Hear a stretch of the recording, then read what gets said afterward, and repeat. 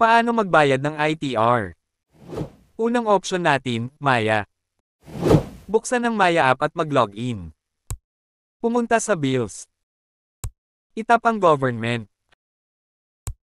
Hanapin ang Bureau of Internal Revenue BIR, at itap ito. Basahin ang BIR payment reminders at pagkatapos ay itap ang Got It.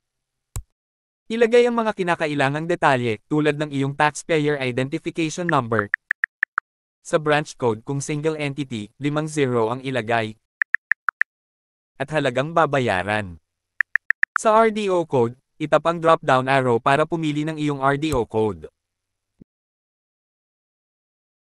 Ganon din ang gawin para sa Form Series 1700,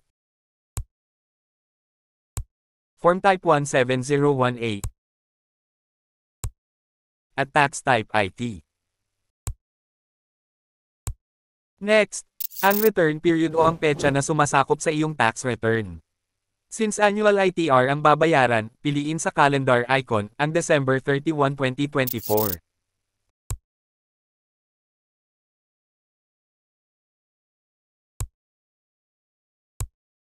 Ilagay ang iyong email address. I-double check ang lahat ng impormasyon, tapos pindutin ang Continue. Makikita dito sa confirm payment na may convenience fee na 20 pesos. Click Pay kung nais na magbayad gamit ang Maya. Pagkatapos nito ay hintayin ang confirmation message sa SMS o email.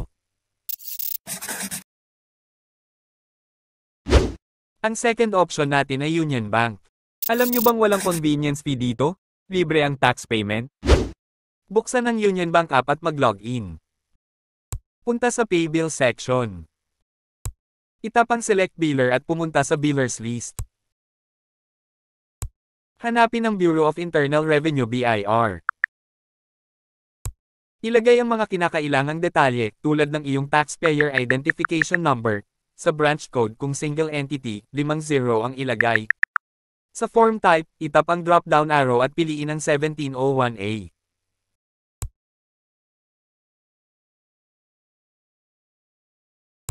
Sa tax type, piliin ang IT.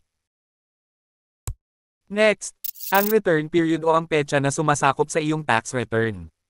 Since annual ITR ang babayaran, piliin sa calendar icon ang December 31, 2024.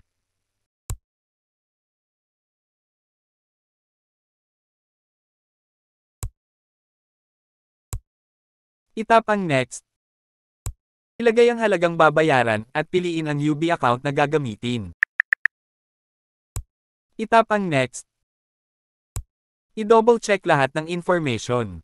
Makikita dito sa Review and Pay na saktong 1,000 pesos lang ang babayaran para sa ITR at walang convenience fee. Click Pay kung nais na magbayad gamit ang Union Bank app. Pagkatapos nito ay hintayin ang confirmation message sa SMS o email.